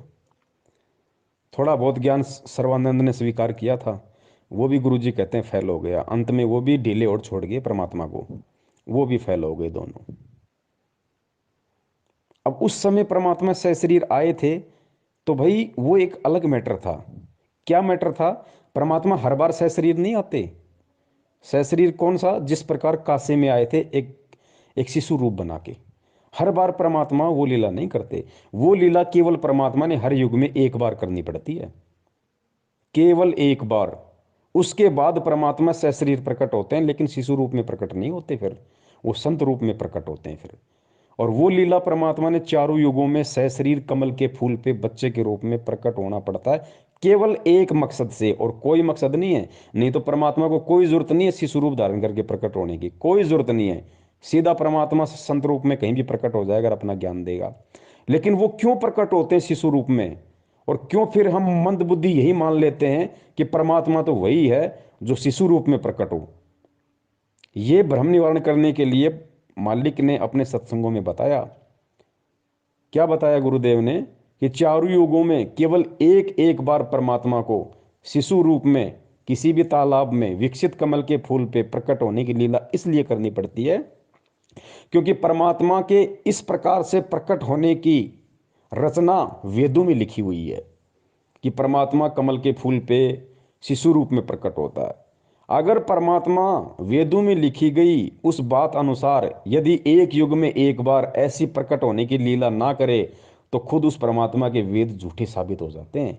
इसलिए अपने द्वारा वेदों में लिखी गई उन बातों को सत्य साबित करने के लिए परमात्मा ने शिशु रूप में प्रकट होना होता है। अन्यथा परमात्मा को कोई आवश्यकता नहीं बच्चे के रूप में कमल के फूल पे प्रकट होने की, कोई जरूरत नहीं उस परमात्मा को। तो पुण्यात्माओं, हमने हमारे मन में वहम को निकाल देना है कि असल में कबीर परमात्मा तो वही होता है जो शिशु रूप में प्रकट होता है, जो सशरीर ऊपर से आता हुआ किसी को दिखाई दे, वही भगवान होता, नहीं तो और भगवान हो ही नहीं सकता। तो इसका भ्रम निवारण गुरु जी ने इसलिए किया कि वो खाली वेदों में लिखी हुई उस बात को सत्य साबित करने के लिए परमात्मा ने ऐसा करना पड़ता है, और कोई रीजन नहीं है। बाकी तो परमात्मा जब चाहे जैसे चाहे कहीं भी प्रकट हो जाता है। जैसे 8 सितंबर 1951 को इस तरीके से आज प्रकट हुए, और ठीक इसी तरीके से आज से 250 350 साल पहले गरीबदास जी महाराज जी के रूप में प्रकट हुए। गरीबदास जी महाराज जी तो इसी तरीके से जाट जाट परिवार में आए थे। लोगों को तो ये लग रहा था ना कि रानी माँ के पेट से आए हैं, रानी माँ के पेट से आए हैं। बलराम जी उनके पिताजी हैं, गांव उनका छुडानी है।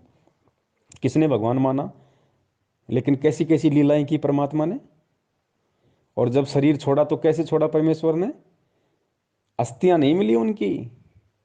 बाद में रोए गांव वाले परिवार वाले, ओहो ये तो भगवान थे, इनका तो तेज पुंज का शरीर था, इनका तो शब्द स्वरूपी था, उनकी अस्थियां नहीं मिली। और परमेश्वर वहां से और फिर सहारनपुर में जाके प्रकट हो गए उसी रूप में जिस शरीर को लोगों ने 5 तत्वों का मान के उसको जला दिया था, अग्नि को सवा कर दिया था, जिसका नामो निशान मिटा दिया था। उसी शरीर में, उसी उम्र में, जिस उम्र में परमात्मा ने छुड़ाने में अपना शरीर छोड़ा था, उसी उम्र में उसी रूप में परमात्मा सहारनपुर में प्रकट हो गए। और 35 साल तक चिड़ी के बाप को हवा नहीं लगी कि गरीबदास जी महाराज जी वहां हैं। और जैसे 35 साल बाद उन्होंने सहारनपुर में वो शरीर छोड़ा, उसके बाद जब वो सहारनपुर वाले वहां गए कि भाई उनको बता तो दें महाराज जी ने शरीर छोड़ दिया, भाई अंतिम संस्कार यहाँ करें या वहां लाएं छुड़ानी में। तो गुरु जी बोले, वो जब वहां गए तो लोगों ने कहा भाई तुम क्या बात कर रहे हो, महाराज जी तो 35 साल पहले शरीर छोड़ गए, ये देखो इनका ये बना हुआ है, इनका ये स्थान बना हुआ। तब लोगों की आंखें खुली, भाई ये तो परमात्मा था, भाई ये तो कुछ भी लीला कर सकता है। तो पुण्यात्माओं, धोखा मत खाओ, वही कबीर परमात्मा या वही गरीबदास जी महाराज आज हमारी आंखों के सामने हमारा गुरु बन के बैठा हुआ है। क्या हम भी इनको उसी समय परमात्मा मानेंगे जब इनकी अस्थियां नहीं मिलेंगी, या ये कहीं और जगह हो जाएंगे प्रकट, या वैसे ही कोई खेल करेंगे शरीर छोड़ने के बाद, क्या तब ही हम इनको परमात्मा मानेंगे? लेकिन उस समय मांगने का फायदा क्या? अरे उस समय भगवान मानने का फायदा क्या फिर, जब हमारे हाथ से ही डोर निकल जाएगी। आज उनका छुड़ाने में मंदिर बना हुआ है, आज लोग उनको परमात्मा मान के पूज रहे हैं, लेकिन फायदा क्या? परमात्मा मान के अगर उस समय पूछते जिस समय गरीबदास जी महाराज जी ज्ञान सुनाया करते थे, जो भी मंत्र दिया करते थे, उस समय यदि उनकी सेवा करते, उनकी चरण सेवा करते, उस समय यदि उनके ज्ञान को सुनते, आधार बनाते, जीवन में उतारते, तो कुछ काम आता। आज उनको परमात्मा परमात्मा कह रहे हो, लेकिन फायदा क्या? आज तो उनके नाम से केवल धर्म को लोगों ने धंधा बना दिया। तो पुण्यात्माओं, जो गलतियां आज से पहले हमने कर दी, पुण्यात्माओं वो गलतियां अब हमने नहीं करनी। कोई बात नहीं, आप सभी सत्सयोग भाई बिल्कुल भी चिंतित ना हुआ करो। सबसे पहले तो आप ये खुशी मनाओ कि 20 लाख की संगत में से परमेश्वर ने केवल आप पुण्यात्माओं पे अपनी विशेष मेहर बख्श रखी है, जो आप सत्सेवक भाई बहनों के नाम से जाने जाते हो। विशेष दया दृष्टि परमेश्वर की, जो आप लोगों को परमेश्वर ने ज्ञान योग खोला। वरना इस दास को, ये दास जो बातें बोलता है गुरु जी के ज्ञान आधार से, वो भी आपके समझ में नहीं आनी थी। जिस प्रकार मैनेजमेंट के पीछे लगे हुए लोगों के समझ में नहीं आ रही, आपके भी नहीं समझ में आनी थी। लेकिन परमेश्वर ने दास के साथ साथ आपके अंदर भी वो सॉफ्टवेयर डाल दिया, जिस कारण से मैं बोल पा रहा हूं और आप सुन पा रहे हो और उन बातों को स्वीकार कर पा रहे हो कि वास्तव में हमारा भगत भाई जो बातें बोलता है हमारे गुरु जी के ज्ञान के अनुसार है। हमारे गुरु जी के ज्ञान से बाहर एक भी बात नहीं है। अरे मैनेजमेंट वाले भी तो हमारे गुरु भाई हैं, उनके पीछे लगे हुए लोग भी तो हमारे गुरु भाई हैं, गुरु जी का परिवार भी तो हमारा गुरु भाई है। फिर वो इन बातों को क्यों नहीं स्वीकार कर रहे? उनके अंदर ये बातें क्यों नहीं समा रही? क्योंकि उन पे परमात्मा की विशेष रजा नहीं है। और विशेष रजा परमात्मा जब करते हैं जब जीव के भक्ति संस्कार मजबूत होते हैं। तो सबसे पहले तो ये शुक्र मनाओ कि परमेश्वर का आप और हम सभी सत्सेवक भाई बहनों पे विशेष दया है, और हमने कोई भी त्रुटि करने से बचना है। हमने परमेश्वर के ये प्रेम और एकता का जो मार्ग है, इसमें प्रेम और एकता बनाए रखनी है। चाहे हमें कोई पवन ठग कहे, चाहे हमें कोई पवन गुरुद्रोही कहे, हमें कुछ भी कहे, कोई कुछ भी कहे, हमने यही सोचना है कि जो भूमिका हमारे परमात्मा ने एक भगत के रूप में करके दिखाई है। हमारे गुरुदेव संत रामपाल जी महाराज जी को लोगों ने ठग कहा, पाखंड कहा। गांव गांव में सत्संग करने जाते थे लोग, उनको गालियां निकालते थे, पत्थरों से मारते थे। पता नहीं परमात्मा ने दो दो बार जेल गए, आज भी जेल में है। रोहतक जेल में परमात्मा ने पूरी जेल में स्टाफ उनसे झाड़ू निकलवाया करता था। आज परमात्मा 30 या 35 रुपये पर डे तनख्वाह में और एक बागवानी का काम कर रहे हैं, कैदी नंबर 1005 बन के रोहतक वहाँ पे हिसार जेल में। परमात्मा को लोगों ने कितना भला बुरा कहा, मालिक ने किसी को उप तक नहीं कहा। पाखंडी रामपाल कहा, ठग रामपाल कहा, हिंदू धर्म का विरोधी कहा। क्या परमात्मा ने किसी को उप तक कहा? मालिक को पता था किसको कहूँ, सब मेरे बच्चे। तो भाई हम किसको कहें? सब हमारे भाई बहन है, सब हमारे गुरु भाई बहन है। अगर एक गुरु भाई बहन अगर हमें अज्ञानता में ठग कह रहा है, अगर हमें गुरुद्रोही कह रहा है, तो क्या दिक्कत है? उस भाई या बहन के कहने से हम गुरुद्रोही या ठग थोड़ी हो जाएंगे। ठग हम उस दिन होंगे जिस दिन हम ठगी करेंगे, उससे पहले हम ठग नहीं होंगे। कल को अगर आपको या मुझे कोई कह दे कि पवन मुख्यमंत्री, पवन मुख्यमंत्री, बताओ, हमें बताओ, 20 लाख की BMW में बैठा के विधानसभा में कौन ले जाएगा? कोई नहीं बैठाएगा हमें। तो जब उनके मुख्यमंत्री कहने से हमारे को कोई मुख्यमंत्री नहीं मान लेगा, तो उनके ठग और गुरुद्रोही कहने से बताओ हम ठग और गुरुद्रोही कैसे हो जाएंगे? तो पुण्यात्माओं, हर हाल में हमने, क्योंकि गुरुदेव ने खुद एक भगत की भूमिका की है, और भगत की भूमिका गुरुदेव इसीलिए करके दिखाते हैं ताकि परमेश्वर के बच्चे उनसे सीख ले सकें, उनसे शिक्षाएं ले सकें कि भाई मेरे गुरुदेव ने इस तरीके से किया है, जब तक मैं ऐसा नहीं करूंगा मेरी भक्ति मार्ग में, तब तक मैं सफल नहीं हो सकता। आज लोग छोटी छोटी बातों को लेकर गुरुदेव से दूर हो जाते हैं। छोटे छोटे कोई दुख, कोई कष्ट, कोई परेशानी आ जाती, हम गुरुदेव से दूर हो जाते हैं, मन में दोष पाल लेते हैं। अरे गुरुदेव ने देखो क्या किया, गुरुदेव का संघर्ष देखो, पूरा जीवन देखो परमात्मा का। 1994 से परिवार उनको त्यागना पड़ा, लोगों का गालियां उनको खानी पड़ी, मार उनको खानी पड़ी पुलिस वालों की, जेल उनको जाना पड़ा, घर उनका उजड़ गया। संत का घर उसका आश्रम होता है, संत का पूरा परिवार उजड़ गया। संत के बच्चे जो होते हैं, संगत जो होती है, वो उनका असली परिवार होता है। तो घर उस परमात्मा का उजड़ गया, बच्चे उस परमात्मा के उजड़ गए। ऊपर से हरियाणा सरकार ने 28 करोड़ रुपए का जुर्माना उनके ऊपर लगा रखा, और 6 साल से परमात्मा जेल में बैठे हुए हैं। जेल में क्या सुख सुविधा मिलती है, कैसा खाना मिलता है, कैसे लोग आपस में बर्ताव करते हैं? गुरु जी को कोई भगवान थोड़ी मानता है जेल में। गुरु जी को पुलिस वाले तो केवल एक मुजरिम मानते हैं, और आपस में जो कैदी हैं वो भी अपने जैसा एक आम व्यक्ति और कैदी मानते हैं। तो सोचो परमात्मा किन लोगों के बीच में, किन किन लोगों के मध्य परमात्मा बैठे हुए हैं, कैसी कैसी उनकी उनकी गंदी और घटिया बातें सुनते हैं। वो कैदियों में कितना दिमाग होता है, वो आपस में कैसे माँ बहन की गालियां दे के बात करते होंगे, कैसे एक दूसरे के प्रति ऊंच नीच की बात करते होंगे। परमात्मा सबकी सुन रहा है ना, सबकी परमात्मा देख रहा है ना। लेकिन ये संदेशा दिया हमें परमात्मा ने इन सारे संघर्षों के बीच में कि बच्चों देखो, मेरा घर उजड़ गया, मेरा आश्रम उजड़ गया, मेरा कलयुगी परिवार मेरे से दूर हो गया, मेरे खुद के भाई बहन, मेरे बच्चों ने, जिनको तुम मानते हो कि ये गुरु जी का परिवार है, गुरु जी के बेटा बेटी, उन्होंने मेरे से गद्दारी करी। आज मेरा परिवार मेरे आदेश की आड़ में मेरे असली बच्चों को लूट रहा है, संगत को लूट रहा है, दान के नाम पे लूट रहा। 2-2 बार मैं जेल गया, मेरा आश्रम उजड़ गया, 30-30 बार मेरा रिमांड हुआ।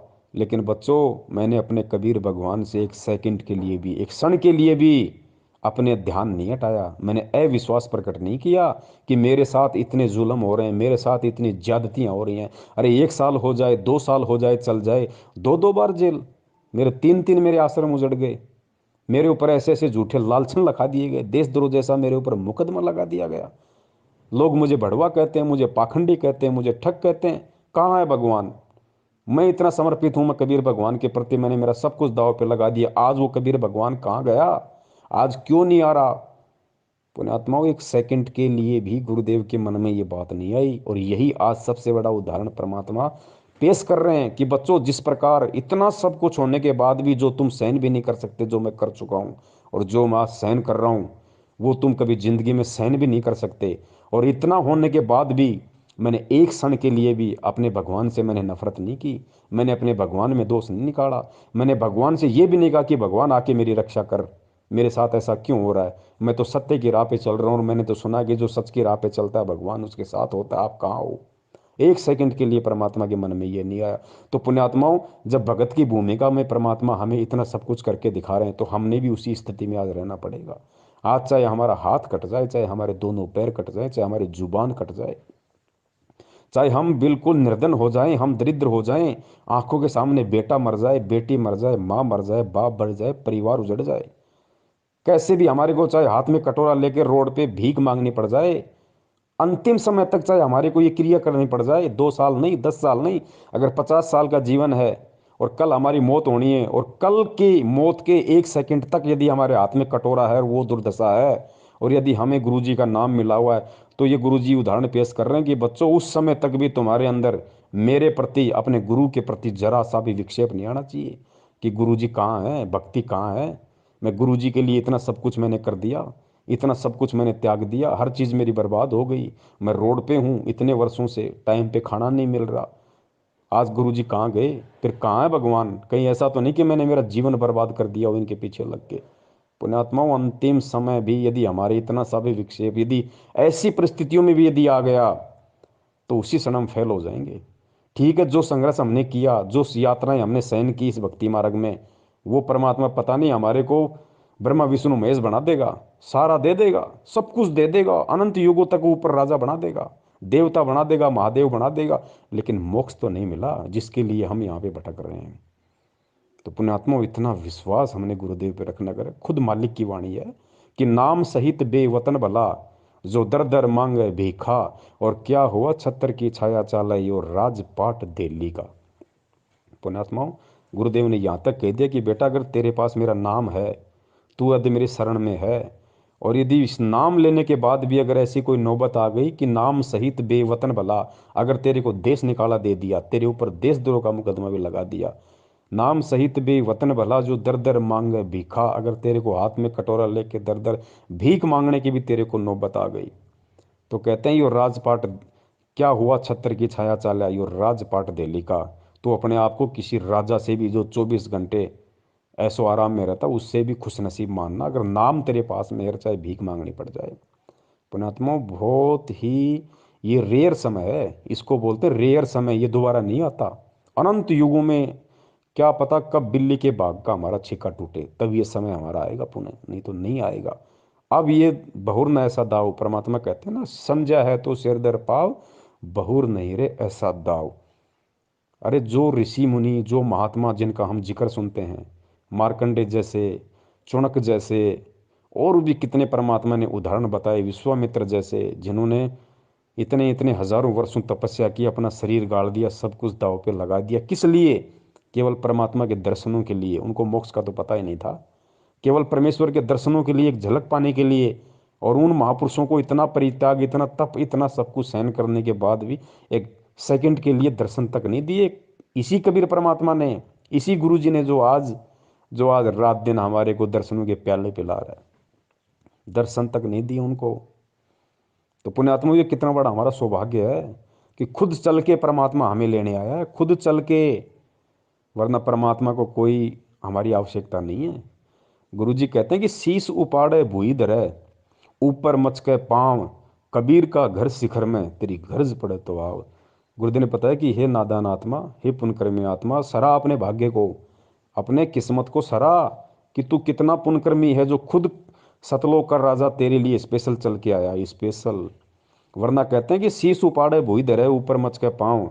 अगर तू उस परमात्मा को खुश करने के लिए, उस परमात्मा की एक झलक पाने के लिए, अगर तू अपने हाथ में तलवार लेके अपनी खुद की गर्दन काटे, फिर उस गर्दन को अपने पैर के नीचे रखे, कहते हैं शीश उपाड़े भूई धरे, भूई यानी भूमि, शीश उपाड़े फिर भूमि पर धरे, और ऊपर रखे पाव, अपने ही शीश पे फिर तू तेरा पैर रख। कहते हैं कबीर का घर शिखर में, सतलोक में, तेरी गरज पड़े तो आओ। इतना करने के बाद भी वो परमात्मा तेरे ऊपर प्रसन्न नहीं हो सकता। और आज सोच, कितना सीधे तरीके से तुझे भगवान मिल गया, तेरी उंगली का नाखून भी नहीं उतरा और तुझे कबीर परमात्मा आके मिल गए, तेरी आंख खोलने से पहले तेरे सामने 38 साल का बन के खड़ा हुआ है। तो पुण्यात्मा, ये हमारा भाग्य, हमारा सौभाग्य, हमारा अहोभाग्य। 7.5 अरब विश्व की जनसंख्या, जिसमें से 20 लाख उनके शिष्य, और 20 लाख में से 5-10 हजार सत्सेवक, पुण्यात्मा सौभाग्य, और 5-10 हज़ार में से आज लोग जानते कितने को हैं? 200, 250, 400 को। ये परम सौभाग्य हमारा, ये मौका है पुण्यात्मा, इसको गंवाना नहीं है। अरे कहने को तो दुनिया खुद उस परमात्मा को भी देशद्रोही कह रही है, तो क्या हम भक्ति छोड़ दें, उनमें दोष निकाल लें? अरे उनको तो डबल डबल उम्र कैद होगी, वो तो जेल से बाहर नहीं आने वाले भाई। तो क्या हम अपना विश्वास तोड़ दें? तो कहने दो लोगों को, हमें गुरुद्रोही कहते हैं तो कहने दो, हमें ठग कहते हैं तो कहने दो। एक दिन खुद उनकी जुबान सूख जाएगी, खुद चुपचाप हो जाएंगे। ये विधान है परमात्मा का। लेकिन पुण्यात्माओं, अडिग अटल, गुरुदेव कहते हैं कि संत, सिंह और सूरमा ये सदा आगे को बढ़ते हैं, पीछे मुड़ के नहीं देखते ये।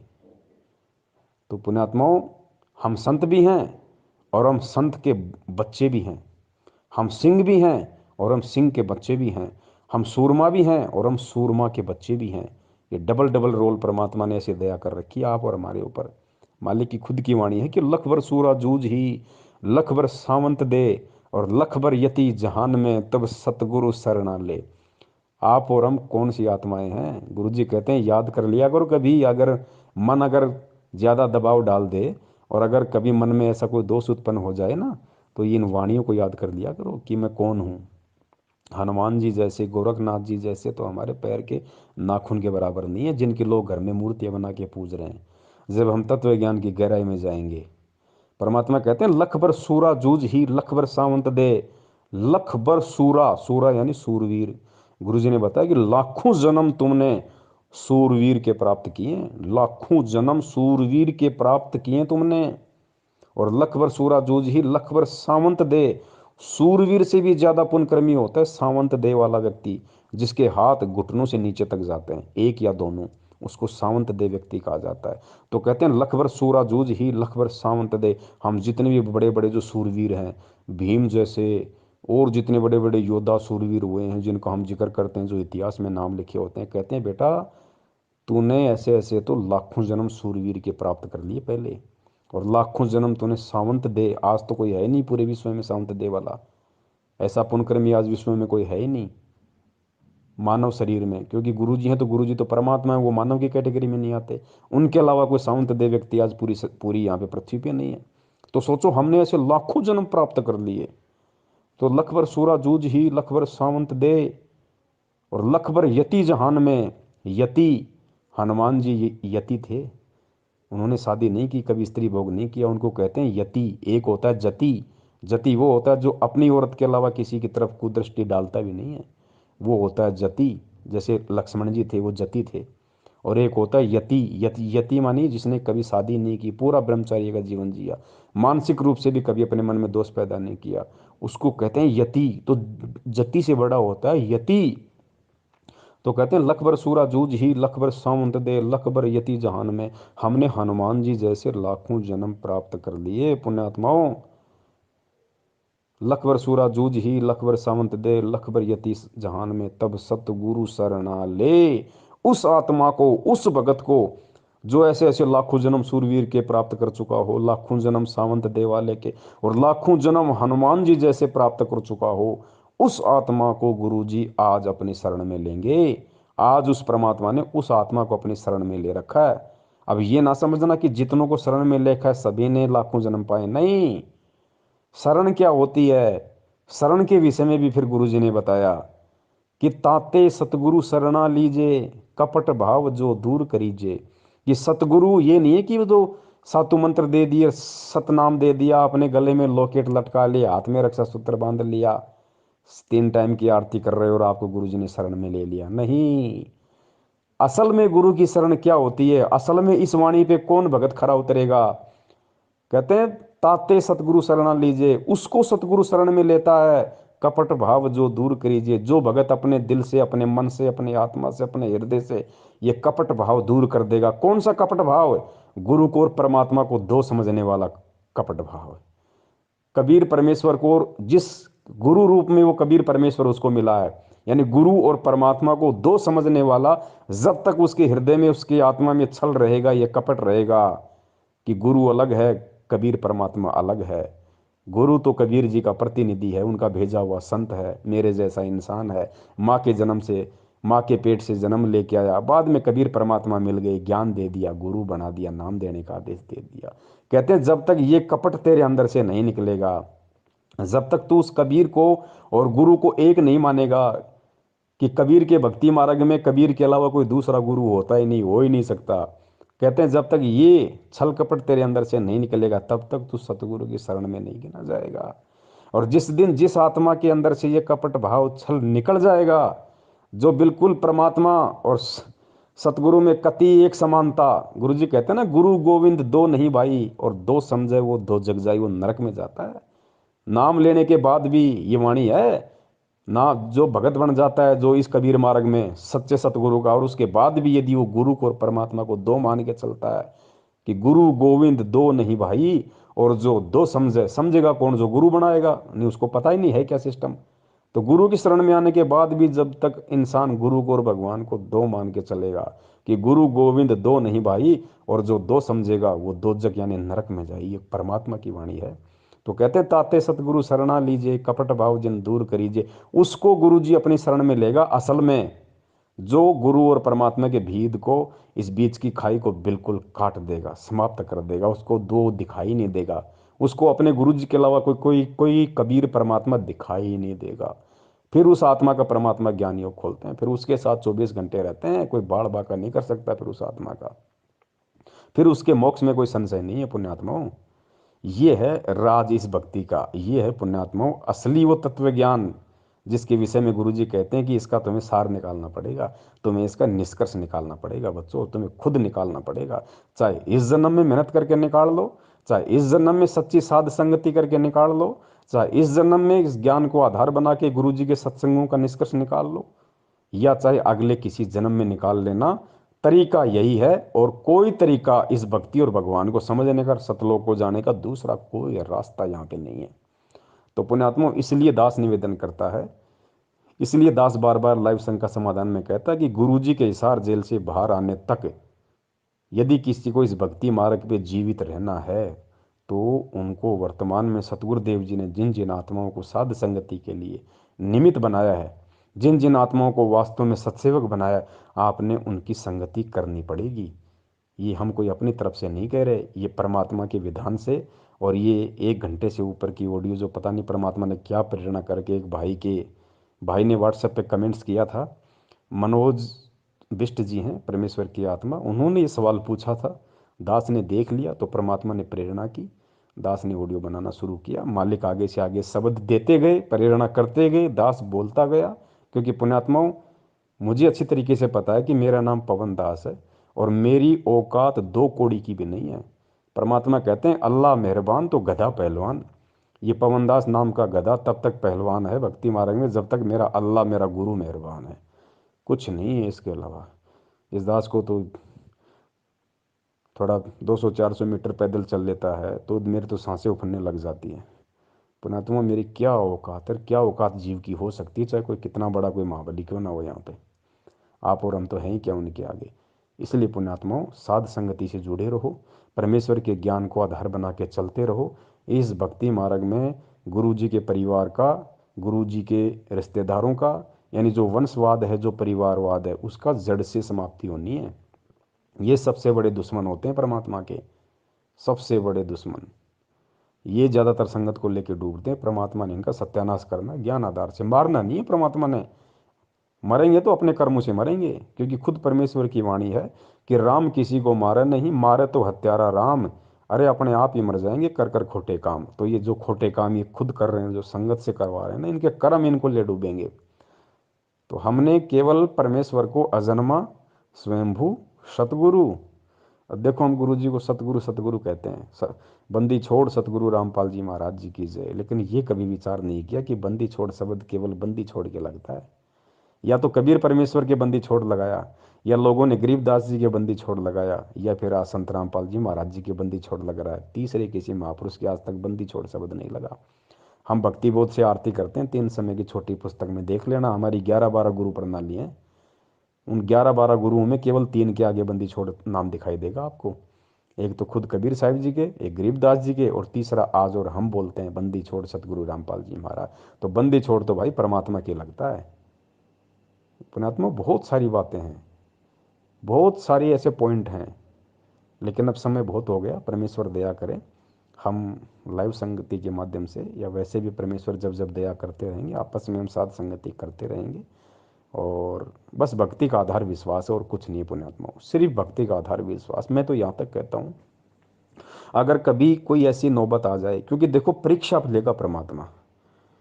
सेऊ सम्मन के भाग्य में वो संस्कार नहीं था कि सेऊ की सम्मन अपने बेटे की तलवार से गर्दन काटे, नहीं, उसके भाग्य में लिखा ही नहीं था, ऐसा होना ही नहीं था। परमात्मा ने जानबूझ के परिस्थितियां पैदा की। सम्मन और सेऊ के घर पर जब भगवान गए, ऐसी परिस्थिति बना दी परमात्मा ने, परमात्मा की इज्जत के लिए कि गुरु जी की इज्जत पाँच नहीं आ जाए, अपने लड़के को काटना पड़ गया। और फिर समर्थ शीश लेता है या शीश दिया करता है, एक्सटेंड करता है, तो सम्मन के पुत्र सेऊ को भी जीवित कर दिया और उनको मोक्ष दिया।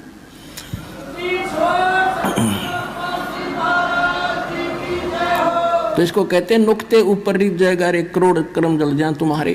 फिर हमारी एक गलती है जो सम्मन ने कर दी। उसने क्या गलती की?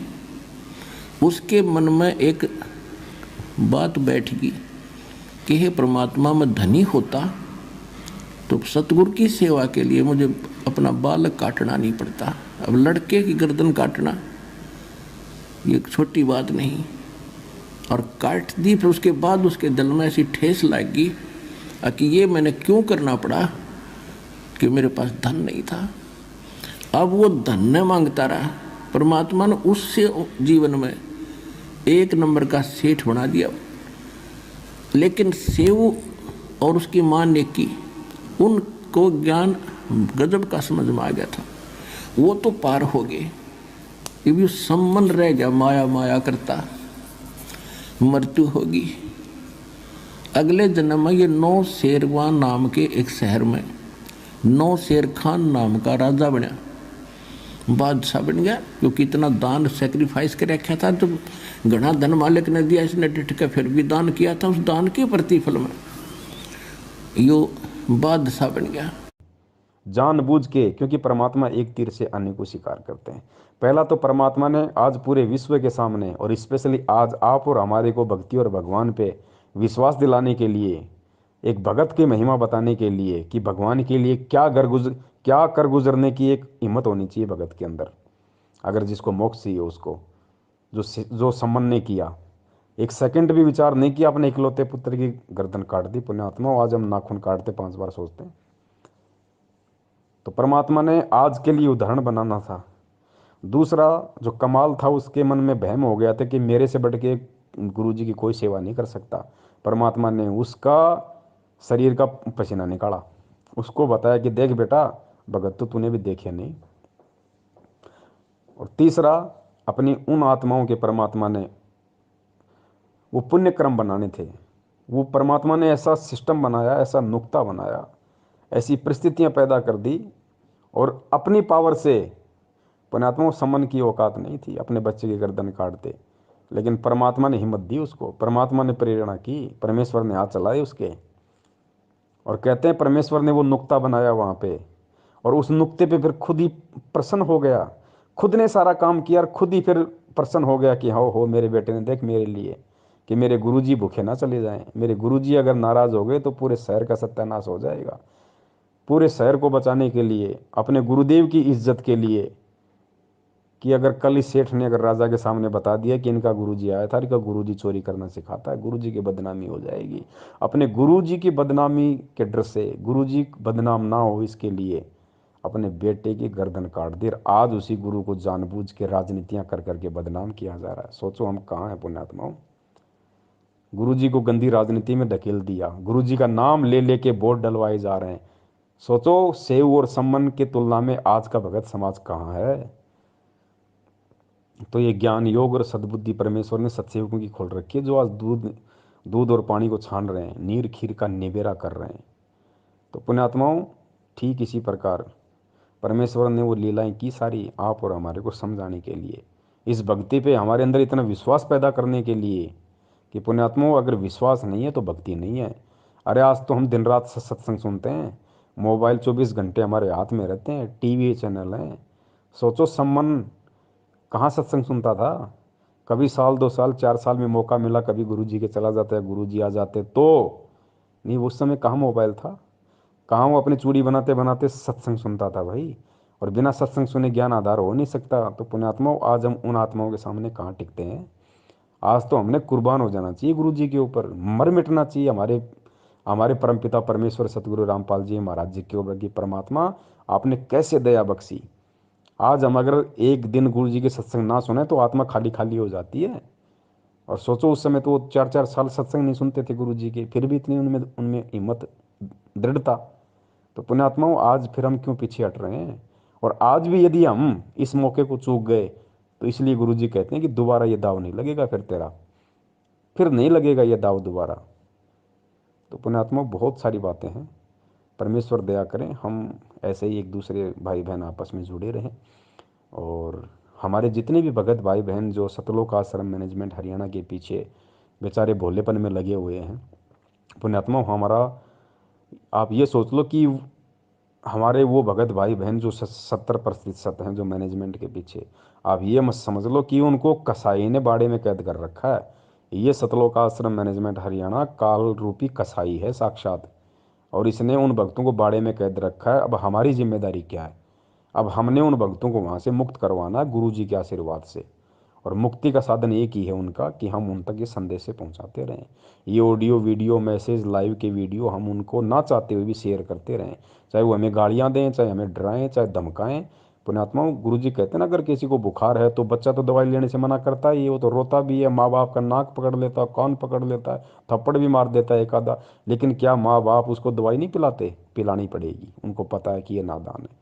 तो इसी प्रकार हमने हमारे भगत भाई बहनों तक, चाहे व्हाट्सएप के ग्रुप हो, चाहे फेसबुक के ग्रुप हो, चाहे सोशल मीडिया का कोई भी प्लेटफॉर्म हो, हमने हर संभव कोशिश करके अपने उन भाइयों तक हमने संदेश से पहुंचाने हैं। चाहे वो हमें अच्छा कहें, चाहे हमें वो बुरा कहें।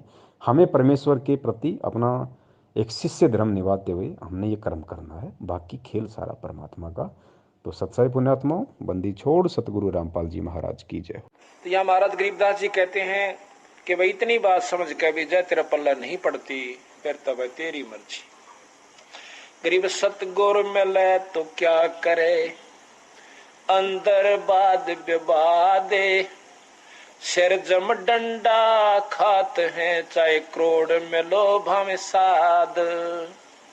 के सतगुरु गुरु मिल भी जावे और या बात फिर भी पल्ला नहीं पड़े तो के करे बेचारा। गुरु वो कह ही सका है, भाई रो सका है, बता सका आपको, बाकी इस पर अमल करना तो आपके भाग की बात सर। तन मन शीस ईस अपने पे, तन मन शीस ईस अपने पे, पहले में चोट चढ़ावे जब कोई राम भक्त गत पावे हो जी। जब कोई राम भक्त गत पावे हो जी। तन मन शीस ईस अपने पे, तन मन शीस ईस अपने पे, पहलम चोट चढ़ावे जब कोई राम भक्त गत पावे हो जी। जब कोई राम भगत गत पावे हो जी। भाई सतगुरु तिलक अजप्पा माला, युक्त जटा रखवावे। सतगुरु तिलक अजप्पा माला, युक्त जटा रखवावे। जत को पीन सत का चोला, भीतर बेख बनावे जब कोई राम भगत गत पावे हो जी। जब कोई राम भगत गत पावे हो जी। भाई लोक लाज मर्याद जगत की, तरण ज्यों तोड़े बगावे।